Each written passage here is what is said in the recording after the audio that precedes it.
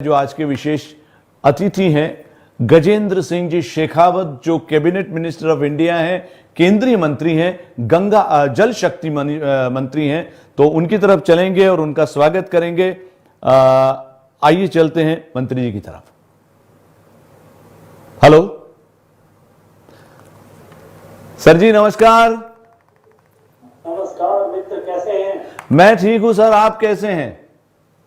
मैं अच्छा हूं, बिल्कुल। कोरोना से संघर्ष जारी है। जी जी जी। और आप लोग तो वहां पे बिल्कुल आप लोग तो वहां पे नेतृत्व कर रहे हैं, लोग सारा भारत की तरफ ही देख रहे हैं। हाँ बिल्कुल, एकजुट होकर के पूरा भारत माननीय प्रधानमंत्री जी के नेतृत्व में जी जी जी। सर, सबसे पहले तो मैं आपको एमईटीवी के माध्यम से, हमारे जितने हजारों लोग इस प्रोग्राम को देख रहे हैं यहाँ पर, सारे यूके और यूरोप में, और इसके अलावा अमेरिका में स्वागत टीवी के माध्यम से लोग देख रहे हैं, और सारी दुनिया में फेसबुक के माध्यम से जो लोग इस प्रोग्राम को देख रहे हैं, उन सब की तरफ से आपका बहुत बहुत स्वागत है। हमारा सौभाग्य है, धन्यवाद, कि आप हमारे इस कार्यक्रम में पधारे हैं अपने एक टाइट शेड्यूल को लेते हुए। और सर, मुझे एक पंक्ति याद आती है रहीमदास खानखाना की, कि रहीमन पानी राखिए बिन पानी सब सून, पानी गए न उभरे मोती मानुष चून। बहुत एक पानी की महत्ता को कहती हुई ये जो दो लाइनें हैं। और आपके इस समय आपके हाथ में भारत की जो जल शक्ति है वो आपके हाथ में सर। नदियां सारी, झरने सारे, समुद्र जो हैं वो सब आपके हाथ में है। तो मैं आपसे एक सवाल जो बार बार मेरे दिमाग में आता है, बहुत सारे लोगों के दिमाग में आता है, कि लंदन जो है शहर, एक लंदन जो शहर है, और यूके यूनाइटेड किंगडम जो एक देश है जो भारत के मुकाबले बहुत छोटा देश है, वहां पे हमारे यहां 24 घंटे पानी मिलता है। अब मेरा आपसे एक छोटा सा सवाल है कि वो दिन कब आएगा जब भारत में हर घर में 24 घंटे पानी होगा? क्योंकि भारत में ये बहुत पानी तो हमारे यहां बहुत है सर, लेकिन उसका बंटवारा, उसका पहुंचाना अभी आपके हाथ में। सर, तो क्या आप कुछ इसके बारे में कुछ कहना चाहेंगे? देखिए, भारत जैसे विशाल देश में जी न तो इस बात की कल्पना की जा सकती है जी कि 24 घंटे 365 दिन पूरे देश के हर एक घर में पानी पहुंचेगा, न ये संभव है। मैं वर्तमान परिस्थिति यदि आपके सामने रखूं, आपके टीवी के माध्यम से जो दुनिया भर के दर्शक देख रहे हैं जी, 15 अगस्त को 2019 को जी, जब दोबारा प्रधानमंत्री बनने के बाद में माननीय मोदी जी देश को लाल किले के प्राचीर पर से संबोधित कर रहे थे, जी जी, तब उन्होंने एक नए मिशन की घोषणा की, जल जीवन मिशन जी। और जल जीवन की जिस दिन उन्होंने घोषणा की थी, उस दिन की देश की परिस्थिति ये थी कि देश के कुल मिलाकर के रूरल इंडिया में 12% पॉपुलेशन ऐसी है जो कुल मिलाकर के 18 करोड़ घर हैं ऐसे माना जाता है। जी जी। उसके 18% पॉपुलेशन ही केवल ऐसी है जिसको पीने का पानी नल से उसके घर तक पहुंचता है। बाकी 82% को पानी लेने के लिए महिलाओं को घर से बाहर जाना पड़ता है, किसी को 100 metre, 200 metre, 500 metre, 2 kilometre, 5 kilometre. जी। 70 साल से आजादी के बाद में और उससे पहले ब्रिटिश इंडिया के टाइम में भी जी। कुल मिलाकर के जितने एफर्ट्स हुए, उन सब ने केवल 18% टारगेट अचीव किया था। जी।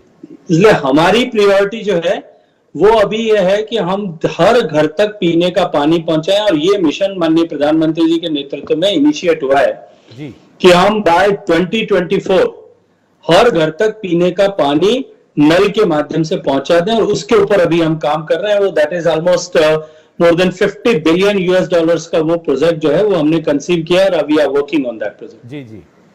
तो मतलब आने वाले 4-5 सालों में ये जो सपना है कि हर घर में पीने का पानी पहुंचे, but not 24 hours, A sufficient amount of water which जो जिसकी जरूरत घर में होती है, इतना पानी उसके घर में पहुंचे। हाँ, मतलब कम से कम साफ सुथरा पानी पीने को लोगों को मिलेगा आने वाले 4 वर्षों में, ऐसा लगता है सर। ऐसा विश्वास करते हैं जी। एक बहुत बड़ी उपलब्धि होगी सर, और इसके लिए आगामी रूप से आपको और इसके पीछे जो व्यवस्था है, जो तंत्र है, और हमारे माननीय प्रधानमंत्री जी, उनको बहुत बहुत बधाइयां एडवांस में।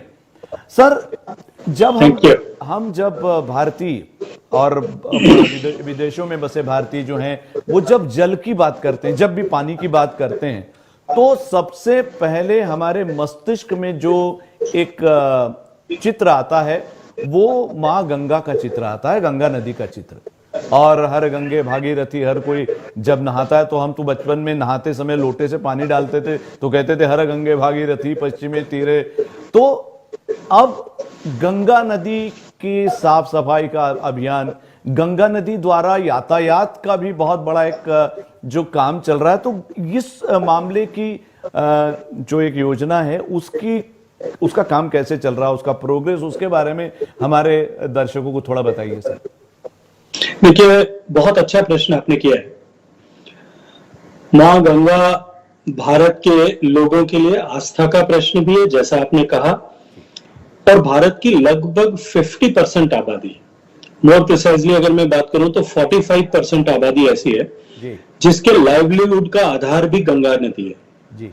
इसलिए वो केवल हमारे लिए आस्था का विषय नहीं है, आजीविका का विषय भी है और जीवन का आधार भी है, क्योंकि देश की 40% 42% आबादी का जीवन प्रत्यक्ष रूप से उससे जुड़ा हुआ है। बहुत वर्षों से भारत में इस बात के प्रयास हो रहे थे जी कि मां गंगा को पवित्र और निर्मल करना है। जी जी 1985 से लेकर के लगातार निरंतर Ganga action plan 1, Ganga action plan 2 और बाद में निरंतर इसके ऊपर काम होता रहा। 2014 में जब माननीय मोदी जी देश के प्रधानमंत्री बने, तब उन्होंने ये तय किया कि हम मिशन मोड में गंगा की सफाई के लिए काम करेंगे जी। और जब उन्होंने गंगा कहा तब उन्होंने ये कहा कि हम गंगा का अभिप्रेत केवल गंगा की मेन स्ट्रीम नहीं है, उसकी जितनी ट्रिब्यूटरीज हैं और फर्दर उनकी जो second level third level tributaries हैं, क्योंकि केवल गंगा पर काम करके हम गंगा को शुद्ध नहीं कर पाएंगे, पूरे बेसिन पर काम करेंगे। इस दृष्टिकोण से उन्होंने एक मिशन बनाया जिसका नाम नमामि गंगे ऐसे बोलचाल की भाषा में दिया, national mission of clean Gange. मैं आज आपको प्रसन्नता के साथ में आपके दर्शकों को बता सकता हूं कि हमने पहले 2 साल में 2014 से लेकर 2016-17 तक उसके बेसिक प्लानिंग किया, स्टडीज की, कहां क्या रिक्वायरमेंट है, किस तरह के पोल्यूशन है, किसको अब कैसे अबेटमेंट करना पड़ेगा। और जो इसमें सबसे इंपॉर्टेंट चीज थी वो माननीय प्रधानमंत्री जी ने कहा कि केवल निर्मलता की बात नहीं करें, सफाई की बात नहीं करें, गंगा की धारा अविरल कैसी बनी रहे, इसके ऊपर भी हमको साथ में काम करना। वाह वाह। वो कंटिन्यूअस फ्लो रहना चाहिए। जी जी। पिछले 4 साल में हमने लगभग 28,000 करोड़ रुपया इसके ऊपर खर्च किया। 4 बिलियन रुपया हम इसके ऊपर ऑलरेडी खर्च कर चुके हैं या टेंडर एलोकेट कर चुके हैं, वर्क इन प्रोग्रेस है। जी जी। हमारा अनुभव यह था कि पहले जो कुछ भी काम हुआ था वो काम सक्सेसफुल इसलिए नहीं हो पाते थे कि एक बार भारत सरकार के इंटरवेंशन से, उनके सपोर्ट से, इंसेंटिवाइजेशन से कोई एक इंफ्रास्ट्रक्चर क्रिएट हो गया, पर स्टेट के पास में पैसा नहीं है, इसलिए स्टेट उसको फ्यूचर में चला नहीं पाता था और वो बंद हो जाते थे। जी जी। हमने ये तय किया कि जो कंसेशनर बनाएगा, एक नया मॉड्यूल हम लेकर के आए, हैम हाइब्रिड एन्युटी मॉडल, कि हम जो बनाएंगे वो जो कंसेशनर बनाएगा वही 15 साल तक उसको चलाएगा भी। और अब हम उसको और नेक्स्ट लेवल तक लेकर के गए कि जो एक सिटी में अगर एक ऑपरेटर ही काम करेगा, अगर 5 तरह के सीवेज ट्रीटमेंट फैसिलिटीज हैं या effluent treatment, industrial effluent treatment facility है, तो 5 को मिलाकर ऑपरेटर एक ही होगा ताकि उसकी अकाउंटेबिलिटी रहे। और आज की तारीख में 300 से ज्यादा ऐसे स्ट्रक्चर्स पॉल्यूशन अबेटमेंट के हमने बना करके या तो कंप्लीट कर दिया या कंप्लीशन की स्टेज पर है। अभी ये लॉकडाउन के पीरियड से पहले भी, लॉकडाउन के पीरियड के समय की बात मैं बात करूंगा, लॉकडाउन के पीरियड से पहले भी मैंने पूरी एंटायर लेंथ ऑफ गैंगेज की एक स्टडी कराई है, जो लगभग 2000 किलोमीटर 500 किलोमीटर की गंगा की लंबाई है। राफ्टिंग बोट से गंगा के ओरिजिन से कन्वर्जन तक पूरा ट्रैवल करके एक एक जगह का पिक्चर और हर स्ट्रेच का एक एक सैंपल ऐसे लेकर के हमने स्टडी किया। मैं आपके दर्शकों के साथ में बहुत प्रसन्नता से ये बात जो है शेयर करना चाहता हूं। पूरी लंबाई में डिसॉल्व्ड ऑक्सीजन के पैरामीटर पर, बीओडी के पैरामीटर पर कहीं भी गंगा जो है वो बैदिंग क्वालिटी, क्योंकि रिवर के पानी से हम यही अपेक्षा करते हैं, चाहे थेम्स हो, चाहे राइन हो, चाहे डेन्यूब हो, कि बैदिंग क्वालिटी वाटर मिलना चाहिए। पूरी लंबाई में 100% लंबाई में एक आध छोटे से स्ट्रेच जहां काम कंप्लीट नहीं हुआ है कुछ छोड़ करके बाकी सब जगह बैदिंग क्वालिटी पानी मिलता है। वाह वाह वाह। और मैं आपके दर्शकों को एक बात और बहुत प्रसन्नता के साथ में कह सकता हूं कि गंगोत्री से लेकर के और ऋषिकेश तक जी आप कहीं भी उठा करके मग भर के ग्लास भर के पानी पी सकते हैं। आज ये कंडीशन हमने पिछले 5 साल में मोदी जी के नेतृत्व में जो एफर्ट्स किए उसके कारण से ला दिए। जी जी बहुत जनवरी में हरिद्वार में कुंभ होगा जी जी और भगवान इस कोरोना से हम सबको मुक्त करेगा। कुंभ में कम से कम 15 करोड़ लोग आएंगे और मैं आपके टीवी के माध्यम से उन 15 करोड़ लोगों को जो दुनिया भर से आएंगे उनको वादा करता हूं कि वो हरिद्वार में जहां चाहे वहां से गंगा जो है ऋषिकेश से हरिद्वार तक जहां चाहे वहां उठा करके पानी से आचमन कर सकेंगे। ये मैं वादा करता हूं सबको। जी जी सर, आपको इस मतलब ये इतना बड़ा ज्यादा आज लॉकडाउन के इस पीरियड में जी जी जी भागीरथ प्रयत्न है सर, और भागीरथ प्रयत्न में आप इतना बड़ा काम कर रहे हैं, मैं आपको बधाई देना चाहता हूं। कुछ लोग आपसे कुछ बात करना चाहते हैं, हमारे यहाँ के जो दर्शक हैं, तो अगर आप आज्ञा दें तो मैं इनको लाइन पे ले लूं। जरूर जरूर जरूर हेलो, जरूर। हाँ जी, कर चलेंगे कॉलर की तरफ। हेलो हेलो, हाँ, हु इज दिस, कौन है? राम जी, मैं हरेंद्र सिंह जोरा बोल रहा हूँ। हरेंद्र सिंह जी, आपका स्वागत है। हमारे साथ गजेंद्र सिंह जी यहाँ पे उपस्थित हैं। आप इनसे सवाल अगर पूछना चाहें, प्रश्न करना चाहें तो कर सकते हैं।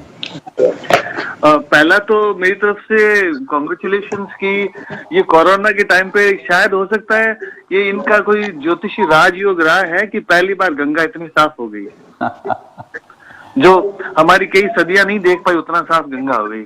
लेकिन मैं राजस्थान एसोसिएशन यूके से और ऑफ बीजेपी कुलदीप सिंह जी से इनसे जुड़ा हूँ। लेकिन एक सवाल है जो यहाँ पर लोगों के मन में जरूर है कि इतने सारे स्ट्रैंडेड पैसेंजर्स हैं, इतने सारे स्टूडेंट्स हैं जो यहाँ लंदन में और यूरोप में फंस गए हैं। जी जी उनके लिए भारत सरकार क्या कर रही है, क्या सोच रही है, क्या उनकी प्लानिंग है, उनको वापस रिपैट्रिएशन के लिए क्या करने की उनकी पॉसिबिलिटी है? यदि उस पर गजेंद्र सिंह शेखावत कुछ रोशनी डालेंगे तो मुझे लगता है कि ये कम से कम 50,000 से 1 लाख लोगों के लिए बहुत बड़ा रिलीफ होगा। उसके लिए वो सरकार क्या कर रही है? हरेंद्र सिंह जी, बहुत बहुत आपका धन्यवाद। आप बने रहिए। मंत्री जी सुन रहे हैं आपकी बात। गजेंद्र सिंह जी, ये काफी राम जी, मैं धन्यवाद करना चाहता हूं हरेंद्र सिंह जी का कि उन्होंने एक तो गंगा पे जो हमने काम किया उसको एक्नॉलेज किया, पर उन्होंने कहा कि लॉकडाउन के बाद में साफ हो गई है। ऐसा नहीं है, साफ हो गई थी। लॉकडाउन से इंडस्ट्रियल पोल्यूशन और कंपैरेटिवली कम हुआ है, तो उसकी क्वालिटी कई जगहों पर और भी बेहतर हो गई है। जो आने वाले समय में उसकी लॉकडाउन नहीं भी होगा तो भी वही कंडीशन रहेगी, ये मैं ऑलरेडी बता चुका हूँ। जहां तक स्टूडेंट्स जो हमारे लगभग 1 लाख स्टूडेंट्स लंदन में हैं, लगभग इससे कुछ ज्यादा स्टूडेंट्स हमारे यूएस में हैं, और कुल मिलाकर के देश की बहुत बड़ी student fraternity around the world, पूरी दुनिया के बहुत सारे देशों में काम कर रही है। इसके अलावा हमारे बहुत सारी वर्कफोर्स भी दुनिया के बहुत सारे देशों में जो किसी काम से गए होंगे या जो है वहां काम कर रहे होंगे, इसके लिए गए होंगे, स्थायी रूप से रह रहे होंगे, लंबे समय से रह रहे होंगे, या कोई शॉर्ट टर्म पे बिजनेस ट्रिप पे या लीजर ट्रिप पे गया होगा और वहां जो है स्टकअप हो गया होगा। ऐसे बहुत सारे लोग पूरी कर रही है। सारी दुनिया ने अपने दरवाजे जो है लगभग बंद कर रखे हैं, समेट रखे हैं। भारत क्योंकि बहुत वल्नरेबल कंडीशन में था, और जिस तरह की चुनौती भारत के सामने थी, दुनिया का दूसरा सबसे बड़ा पॉपुलस कंट्री था, दुनिया के जो है विकसित देश जिनकी बात करते हैं, जो दुनिया का नैरेटिव सेट करने वाले देश थे, चाहे यूएस है, चाहे यूके है, चाहे जर्मनी है, फ्रांस है, इटली है, इन सारे देशों में, और चाइना है, इन सारे देशों को जिस तरह से इस कोरोना के सामने, इस खतरे के सामने ये जो है एकदम धराशायी होते हुए हमने देखा। भारत के सामने चुनौती बहुत बड़ी थी, और हमारे पास में क्योंकि रिसोर्सेज की कमी थी, इंफ्रास्ट्रक्चर की कमी थी, और पॉपुलेशन बहुत बड़ी थी, इसलिए हमारा खतरा जो है इन दो सब देशों के कंपैरिजन में बहुत बड़ा था। जब हमारा खतरा बहुत बड़ा था तो हमको प्रिवेंशन के लिए उतनी ज्यादा ताकत से काम करना था। But all thanks to prime minister साहब की उन्होंने ठीक टाइमली स्टेप लिए, उसके कारण से आज हम इतनी बड़ी और इतने पॉपुलर देश होते हुए भी कंपैरेटिवली दूसरे देशों के हम बहुत बेहतर कंडीशन में हैं। तो हमने जो है कर्फ्यू इम्पोज किया, लॉकडाउन इम्पोज किया, और उसके बाद में जो है जिस तरह से देश को एक बार लॉकडाउन के कारण से एक तो इसकी स्पीड को कम किया वायरस स्प्रेड की, दूसरा हमने अपने आप को तैयार किया। अब हमने धीरे धीरे रिलैक्स करना शुरू किया है। हमने पहले inter state, with in the state, intra state movement को जो है लेबर या स्टैंडर्ड लोगों के इंट्रा स्टेट मूवमेंट को परमिट किया था। आज से हमने जो माइग्रेटेड लेबर देश की दूसरे प्रदेशों में है, दूसरी जगहों में फंसे हुए हैं, उनको लिमिटेड लेवल पर उनको मोबिलिटी को अलाउ किया है। एक बार within the country, intra country जो है, एक बार जब ये सारी चीजें स्टेबलाइज हो जाएंगी, उसके बाद में हम देश के बाहर के लोगों को किस तरह से लाना है उसके ऊपर साथ साथ में साइमल्टेनियसली प्लान करके, और उन सबको भी एक साथ में भारत कैसे ला करके उनको रिलीफ प्रोवाइड की जा सकती है। मैं हरेंद्र सिंह जी के माध्यम से और आपके चैनल के माध्यम से जितने मेरे युवा साथी जो वहां पढ़ाई कर रहे हैं, स्टूडेंट हैं या किसी कारण से वहां जाकर के अटक गए हैं यूके में या जहां जहां आपका ब्रॉडकास्ट हो रहा है यूएसए में, सबसे ये निवेदन करता हूं, उनके पेरेंट्स से भी करता हूं, थोड़ा सा पेशेंस रखिए, अपने आप को सेव करके रखिए, अपने आप को बचा करके रखिए, क्योंकि उन देशों में हालात कई जगह पे बहुत खराब है, न्यूयॉर्क में, लंदन में, तो उन अपने आप को बचा करके रखिए। निश्चित रूप से जो है बहुत जल्दी हम सब लोग we are going to knock your doors to get you आपको रिलीफ देने के लिए। बहुत बहुत धन्यवाद सर आपका। और वो जैसे कहते हैं कि तिनके का सहारा जो लोग देख रहे हैं, जो फंसे हुए हैं, और वैसे तो यहाँ की जो संस्थाएं वो उनको कुछ ना कुछ मदद कर रही हैं, लेकिन जब अपने घर से हम दूर चले जाते हैं तो घर बुलाता है डबल स्पीड से। तो हमें मतलब ये अब जो लोग देख रहे हैं उनको थोड़ा बहुत आश्वस्ति मिल गई होगी उनको कि बहुत जल्दी भारत सरकार कुछ ना कुछ अरेंजमेंट करेगी ताकि वो अपने अपने घरों की तरफ पहुंच सके। एक बात सर, और मुझे आपसे बात करते समय एक बात का और ख्याल आया कि जब सगर पुत्रों के लिए भगीरथ ने गंगा नदी को स्वर्ग से उनकी प्रार्थना करके उतारा था, तो बहुत बड़ी तपस्या की थी और फिर गंगा नदी अवतरित हुई थी। उसके पहले गंगा नदी वहां पे नहीं थी, और मेरे ख्याल से मंत्री जी के साथ हम बने हुए हैं, उनसे बात कर रहे हैं। तो आप राजस्थान के रण में हैं सर, और आप इस समय अब एक बहुत बड़ा भगीरथ प्रयत्न आप कर रहे हैं।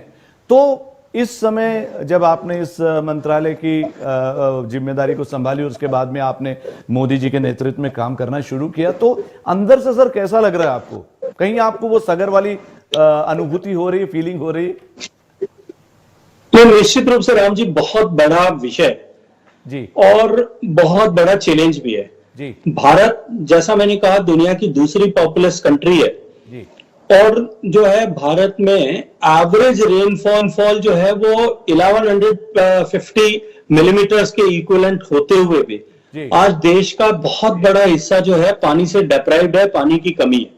बहुत बड़ी चुनौती भारत में, इतना बड़ा जियोग्राफिकल कंट्री होने के लैंडस्केप होने के कारण से देश में लगभग 1/3 हिस्सा ऐसा होता है जहां हर साल बाढ़ आती है, 1/3 हिस्सा ऐसा होता है जहां बिल्कुल ड्राउट प्रोन एरिया जहां पानी नहीं होता। इसलिए दोनों तरह की चुनौतियां हमारे सामने है। बाढ़ की चुनौती हर साल झेलते हैं और सूखे की चुनौती भी हर साल झेलते हैं। और दूसरा, भारत के लोगों की, भारत की जो है dependability upon underground water is very high. Total देश की रिक्वायरमेंट का 65% पानी जो है हम जमीन के अंदर से निकालते हैं। पूरी दुनिया में जितना जमीन के अंदर से पानी निकलता है उसका 25% हम अकेले भारत में निकालते हैं। पूरे अमेरिका और चाइना दोनों मिलकर के जितना जमीन से पानी निकालते हैं उसका 1.5 गुना पानी हम अकेले निकालते हैं। इस कारण से भारत के अंडरग्राउंड वाटर सोर्सेज पर बहुत दबाव है। ऑलमोस्ट 20% अंडरग्राउंड सोर्सेज जो है वो डिप्लीशन के कगार पर है। देश का लगभग 250 districts out of 700 districts 250 districts ऐसे हैं जो वाटर स्ट्रेस्ड हो गए हैं या होने के कगार पे हैं। इसलिए बहुत बड़ी चुनौती, वहां पीने के पानी की भी समस्या हो सकती है, इसलिए बहुत बड़ी चुनौती मेरे पास सामने थी। देश में जैसा मैंने कहा केवल 18% हाउसहोल्ड तक पीने का पानी घर में पहुंचता था नल से। आपके दर्शकों की जानकारी के लिए बता दूं, जो शायद गांव जिन्होंने नहीं देखा होगा या गांव में जिनका काम नहीं पड़ा होगा, मैं पश्चिमी राजस्थान से आता हूं। हमारे यहाँ बच्चियां जो है, लड़कियां 12-13 साल की उम्र से सिर पे मटका रख के पानी लेने जाती हैं और जब वो 60-65 साल की हो जाती हैं तब तक पानी लेके आती हैं। तो आज जो 65 साल की महिला है वो पिछले 45-42-43 साल से पानी लेकर के आ रही है और 50 साल से 52 साल से पानी लेकर के आ रही है। उसने जिंदगी भर में पानी लाने के लिए जितनी दूरी तय की है उतने में पूरी धरती के 3 चक्कर लगाए जा चुके हैं। तो ऐसी परिस्थिति में उन सब माताओं बहनों को रिलीफ दिलाना, देश को वाटर सिक्योर नेशन बनाना, देश के एक्वाफर्स को मैप करके और उसके अंदर जमीन के पानी को वापस सिक्योर करना, जी। और साथ साथ में जो है सरफेस पे बहने वाले पानी, क्योंकि बरसात से जितना पानी हमारे पास में आता है जी। उसका जो हार्वेस्टेबल कंपोनेंट है उसका केवल 8% ही हम बांध में रोक पाते हैं, जबकि हमारे पास 5,500 बांध है। जी। तो इसलिए उस कैपेसिटी को एनहेंस करना ये एक बहुत बड़ी चुनौती का काम था जी। मुझे लगता। और जिस तरह से प्रधानमंत्री जी ने एक कमिटमेंट लिया हुआ है जी। और हर बार वो हर विषय पर इस विषय को लेकर के जिस प्रमुखता के साथ में बोलते हैं, जी। तो एक तो वो भी निश्चित रूप से मेरे को लगता है कि बहुत बड़ी जिम्मेदारी है। जी। और दूसरा, पिछले 5 साल में प्रधानमंत्री जी के नेतृत्व में हमने जिस तरह से काम किया कि हम टॉयलेट बनाएंगे, और देश के 10 करोड़ टॉयलेट बना करके पूरी दुनिया विश्वास नहीं करती थी, पर हमने जो sustainable development goal United Nations ने SDG 6 में 2030 का टारगेट रखा था, उसको 11 साल पहले अचीव किया। हर एक आदमी को घर देंगे, हर आदमी को बिजली देंगे, हर घर में बिजली देंगे, हर घर में गैस का चूल्हा देंगे, 8 करोड़ गैस कनेक्शन दे दिए, हर जो है गरीब के हर घर में बैंक का खाता पहुंचाएंगे, 35 करोड़ लगभग बैंक अकाउंट खोल दिए। जी। ये सब जो 100% सक्सेस हमने टाइम बाउंड अचीव किया। So it's that everything that creates an immense pressure मेरे ऊपर कि अब इस महत्वपूर्ण काम को भी विद इन टाइम फ्रेम करना है। जी। जी। और ये मैं इसके ऊपर मुझे लगता है कि इस बहुत बड़ी जिम्मेदारी है, और इसीलिए प्रधानमंत्री जी ने सारे वाटर रिलेटेड इश्यूज को एक करके इंटीग्रेट करके ये जल शक्ति मंत्रालय बनाया। तो मैं अपने आप को सौभाग्यशाली भी समझता हूँ, मैं समझता हूँ कि मेरे ऊपर चुनौती और दायित्व भी बहुत बड़ा है। जी। जी। मंत्री जी, हमारे कुछ और लोग कोई प्रश्न पूछना चाहते हैं, चलेंगे अगले कॉलर की तरफ और कहेंगे हेलो। हेलो। हाय। हाँ जी, कौन बोल रहा है? हाँ जी, my name is Arvind Maheshwari. मैं सर अरविंद महेश्वरी बोल रहा हूँ। हाँ जी, अरविंद जी आपका स्वागत है, कहिए क्या कहना चाहेंगे? हाँ जी, नमस्कार राम जी, नमस्कार विजबना। सो मेरा आपसे ये सवाल है कि जो मोदी जी ने एक संडे को ऑप्शनल लॉकडाउन रखा था, उसके बाद एकदम से ही 2 दिनों में भारत के करीब करीब सारे राज्यों ने लॉकडाउन इम्प्लीमेंट कर दिया था। इस वजह से कई परिवार के लोग आपस में दूसरे राज्यों में किसी कार्य से गए थे, वो वहीं अटक गए हैं और अभी भी वहीं पर हैं, तो और वो अपने घर नहीं पहुंच पा रहे हैं। तो उसके लिए भारत सरकार कुछ रिलैक्सेशन या कुछ छूट देगी जो कि वो अपने घरों तक पहुंच पाए, क्योंकि वो दूसरे राज्यों और देशों में और सिटियों में अटके हुए हैं अभी। अरविंद महेश्वरी जी, बहुत बहुत धन्यवाद और आपका बहुत बहुत स्वागत है। मंत्री जी अभी आपकी बात का जवाब देंगे। जी सर, इनका कहना है। राम जी, राम जी, मैं जो अरविंद जी ने बात कही मैं इनको सुन सकता हूँ और मैं इनकी आवाज से पहचान सकता हूँ कि मेरे ही शहर के रहने वाले हैं। अच्छा अच्छा। और इनके परिवार से मेरा बहुत नजदीक का संबंध है। और ये बचपन में जब ये कॉलेज में पढ़ा करते थे, मैं उस समय यूनिवर्सिटी का प्रेसिडेंट हुआ करता था, मैं तब से इनको जानता हूँ। अच्छा। मैं जो इन्होंने कहा है, वैसे पार्शियली इस प्रश्न का उत्तर मैंने जब आपने लंदन में पढ़ने वाले बच्चों को लेकर के या लंदन में रहने वाले युवाओं को लेकर के प्रश्न किया था, तब मैंने दिया था। बिल्कुल कि एक बार सडन लॉकडाउन होने के कारण से देश में बहुत बड़ी पॉपुलेशन इधर उधर जो है अटक गई है। बहुत सारे, भारत इतना विशाल देश है और भारत की एक खूबसूरती ये भी है। जी, आवाज आ रही है मेरी? बिल्कुल बिल्कुल, आपकी वो फ्रेम थोड़ी फ्रीज है लेकिन आपकी आवाज बिल्कुल क्लियर आ रही है सर। तो बहुत सारी विविधताओं के होते हुए भारत की एक खूबसूरती ये है कि भारत में कोई भी ऐसा प्रांत नहीं है जहां किसी दूसरे प्रांत का व्यक्ति काम नहीं करता हो, और जहां पे कोई भी ऐसा प्रांत नहीं है जहां उस सारे प्रांत का मीन्स हर एक प्रांत में हर एक प्रांत के लोग काम करते हैं। नंबर चाहे ज्यादा कम हो सकते हैं, जी जी, जो है उस स्टेट की पॉपुलेशन के हिसाब से हो सकते हैं या किसी काम के हिसाब से हो सकते हैं, लेकिन हर प्रांत में कहीं ना कहीं देश का किसी न किसी प्रांत का आदमी काम करता है। जी। और ऐसा भारत की जनसंख्या को देखते हुए लगभग 10% पॉपुलेशन जो है देश की, वो इंटर स्टेट माइग्रेटेड है। जी जी। और उसमें से बहुत सारे लोगों के सामने एकदम से जो है ये लॉकडाउन इम्पोज होने के कारण से चुनौती आई थी। जी। अगर लॉकडाउन एकदम से इम्पोज नहीं किया होता तो देश में बहुत बड़े लेवल पर मास मोबिलाइजेशन होता, 4-5 करोड़ लोगों का मोबिलाइजेशन होता, तो शायद मुझे लगता है कि लॉकडाउन बेमानी हो जाता। जी जी जी। और उस समय में अगर कोई लिमिटेड पीरियड में अगर सबको मूव करने की परमिशन भी दी जाती तो स्टैम्पीड जैसी कंडीशन देश में हो जाती। बिल्कुल। इसलिए जरूरी था कि जो जहां है वहीं रुके। पीएम ने सबको एक कॉल भी दिया और मैं धन्यवाद करना चाहता हूं कि देश की बहुसंख्य जनसंख्या है, ठीक है, कोई इक्का दुक्का किसी शहर में कोई उदाहरण हुआ होगा या किसी समाज विशेष का कोई उदाहरण हुआ होगा, ऐसे उदाहरणों को मैं एक साथ छोड़ भी दूं, देश की अधिसंख्य आबादी ने जो है पूरी ताकत के साथ में प्रधानमंत्री जी के पूरी निष्ठा के साथ में उनके वर्ड्स को फॉलो किया, उसके ऊपर काम किया, और उसके कारण से हम देश में ये स्थिति आज जिस स्थिति पे है उस पर पहुंच सके। लेकिन जो अभी अरविंद जी ने चिंता व्यक्त की वो हम सब की चिंता का विषय है, सरकार का भी, जनप्रतिनिधि होने के नाते मेरा भी। पिछले 30 दिन के इस लॉकडाउन पीरियड में 30-35 दिन का पीरियड लगभग हो गया है। इस 35 दिन में मेरे जो ऑफिस और मेरे पास में डायरेक्ट कम से कम 10,000 से ज्यादा कॉल्स आए होंगे, जो देश भर में कहीं ना कहीं जोधपुर राजस्थान का आदमी फंसा होगा। हमने लगभग हर कॉल को अटेंड किया, लगभग हर एक कॉल को जो है हमने लॉजिकल एंड तक पहुंचा करके उसकी क्या मदद वहां हो सकती है। और एक बहुत अच्छी बात मैं आपके दर्शकों को बताना चाहता हूं, क्योंकि सारे हिंदी भाषी भारत के लोग सुन रहे हैं। एक विशेष चीज भारत में इस बार देखने को मिली, पूरे देश का।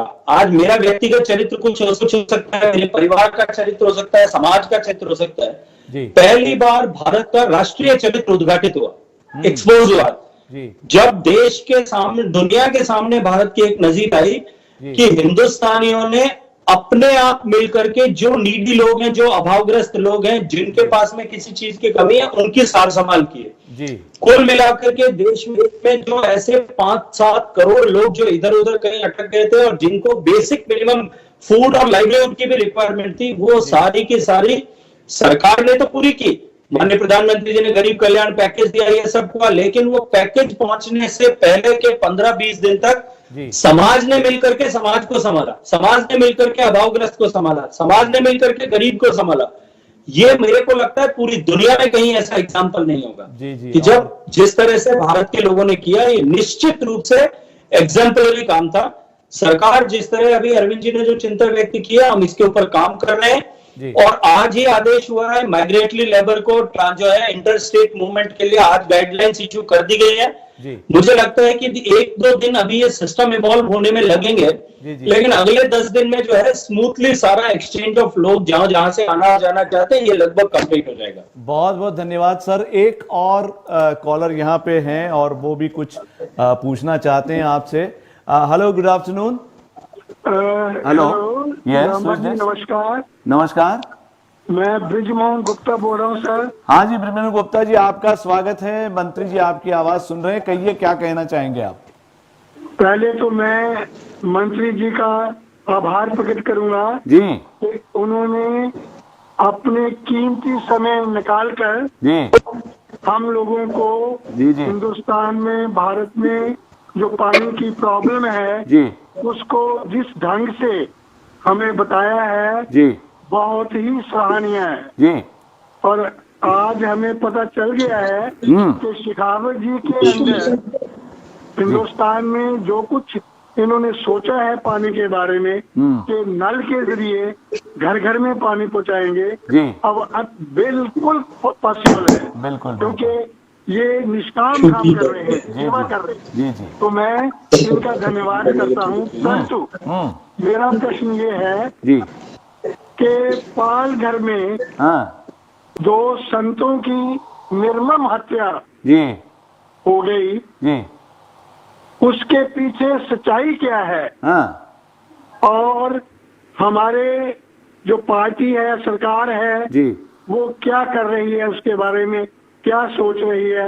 महाराष्ट्र सरकार से उनकी क्या उम्मीदें हैं कि कैसे इस सच्चाई को बाहर आएगा? जी जी, ब्रिजमोहन गुप्ता जी, बहुत बहुत धन्यवाद आपका। मैं ये प्रश्न, मंत्री जी सुन रहे हैं आपकी बात, और मैं मंत्री जी से कहूंगा कि इस प्रश्न के बारे में उनके क्या विचार है, क्या कहेंगे सर।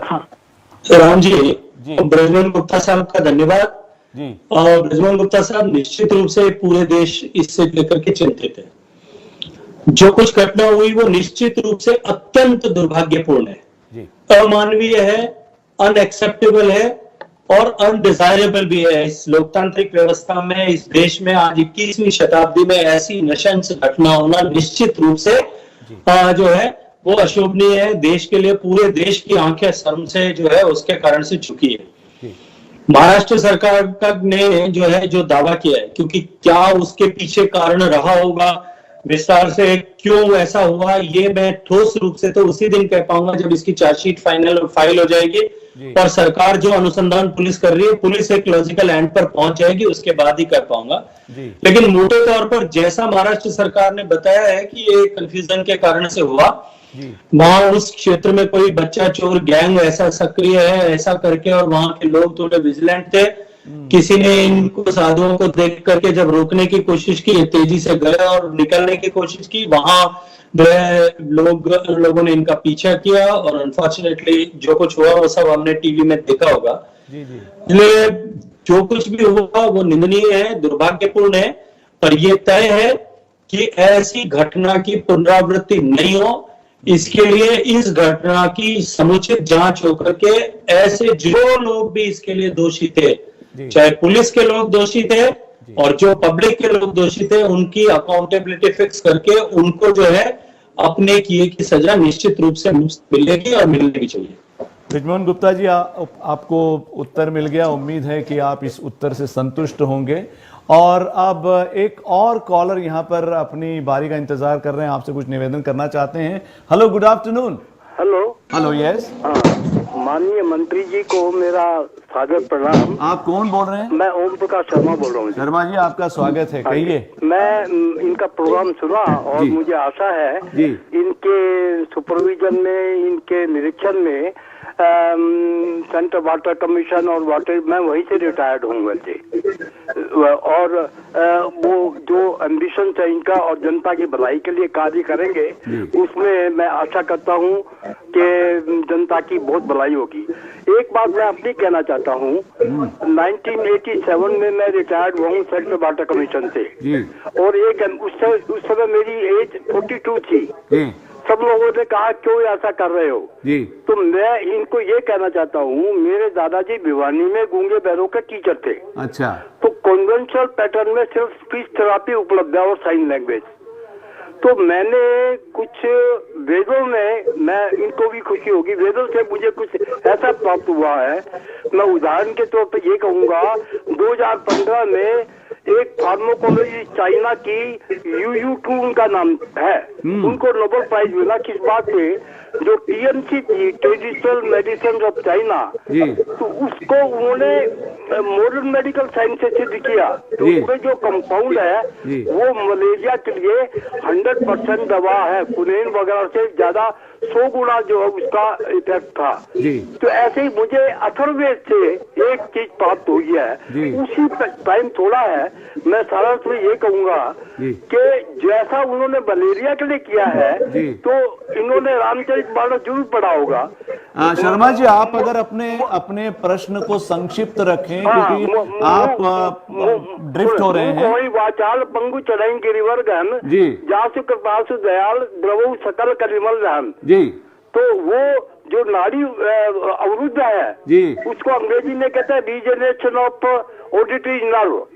वो संसार में, मैं ये इनके सामने एक स्टेटमेंट दे रहा हूँ, मैं संसार में I am the first and only person who has got some vital clues and I can prove I had taken the appointment with the... Sharma ji, एक मिनट में आपको रोकना चाहूंगा। आप अपने प्रश्न को संक्षिप्त रूप से, आप मतलब जो बातें कर रहे हैं वो क्लियर कट नहीं है, आप कहीं से कहीं पर पहुंच गए। आप ऐसा करिए, आपका जो प्रश्न है वो एक वाक्य में मंत्री जी से कहिए, संक्षिप्त रूप में। इनको ये कहिएगा जी, जो ऑडिटरी नर्व अवरुद्ध होती है उसके रीजनरेशन के लिए I have discovered biochemical compound. आप अपने देखिए शर्मा जी, ऐसा है, हम आपके डिस्कवरीज के बारे में या आपने जो इन्वेंशन किए उसके बारे में फिर कभी बात करेंगे। अभी इस समय हम मंत्री जी से जल शक्ति के बारे में बात कर रहे हैं। मैं जल संसाधन थे। तो आपने अभी जो प्रश्न नहीं किया, आप अपने डिस्कवरी के बारे में बात कर रहे हैं।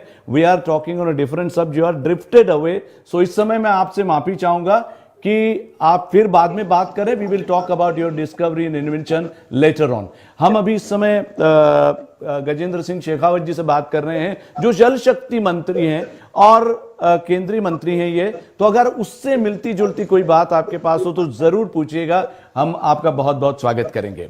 एमएटीवी के माध्यम से, एमएटीवी आप और हम ये प्रोग्राम देख रहे हैं। हमारे साथ भारत के केंद्रीय मंत्री यहाँ पे जल शक्ति मंत्री गजेंद्र सिंह शेखावत जी हमारे साथ हैं, और अगर आप उनसे कुछ बातें चंद वाक्यों में पूछना चाहते हैं तो जरूर पूछिएगा। सर, आपसे मैं एक और बात पूछना चाहता हूं कि जब ये कोरोना वायरस की महामारी अचानक शुरू हुई, जैसे कि आपने बताया और बहुत सारे लोगों ने देखा कि मोदी जी ने भाप लिया था कि कुछ ना कुछ गड़बड़ है, तो उन्होंने पहले लोगों से वॉलंटियरली एक दिन का जो है वो अपने आप को घरों में रखने की बात की, और उसके बाद में 2 दिन के बाद में लॉकडाउन शुरू हुआ।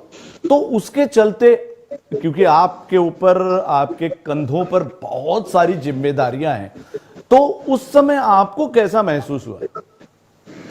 देखिए, सरकार का हिस्सा होने के कारण से ये जो कुछ हो रहा था, इस सब को मैं बहुत क्लोजली हम लोग वॉच कर रहे थे, हम लोग इसका हिस्सा थे।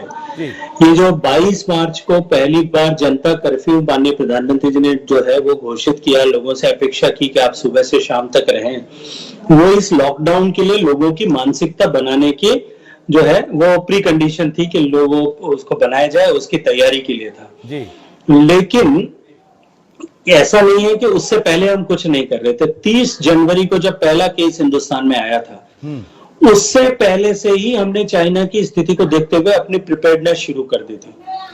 देखिए, भारत में जिस दिन हमारे यहाँ पहला केस आया था, उस दिन हमारी स्थिति ये थी कि इस वायरस की जांच